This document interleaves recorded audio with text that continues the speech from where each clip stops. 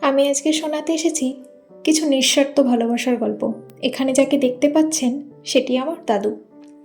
আমার মেয়ে অনেক ভাগ্যবতী, ওর বড় মা বড় দাদুর ভালোবাসা পাচ্ছে।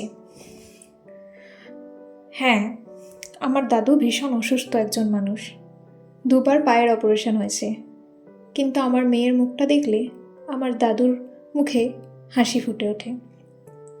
ছোটবেলায় আমি দাদুকে সেইভাবে পাইনি, যেহেতু আমার দাদু পুলিশে চাকরি করত, তাই বেশিরভাগ সময় বাড়ির বাইরেই থাকতে হয়েছে। কিন্তু আমার মেয়ে তার বম্মা জেঠুদের পাচ্ছে, এটাই আমার কাছে অনেক বড় প্রাপ্তি। আমার মনে হয় আজকালকার যুগে দাঁড়িয়ে এই এত প্রজন্মের ভালোবাসা পাওয়া দুষ্প্রাপ্যের ব্যাপার। এই মুহূর্তটাকে আমি ক্যামেরাবন্দি করে রেখেছি, যাতে এই মুহূর্তগুলো হারিয়ে না যায়। ও ভালো থাকুক, ওর বম্মা জেঠুদের আশীর্বাদে আমার দাদু দিদারা ভালো থাকুক।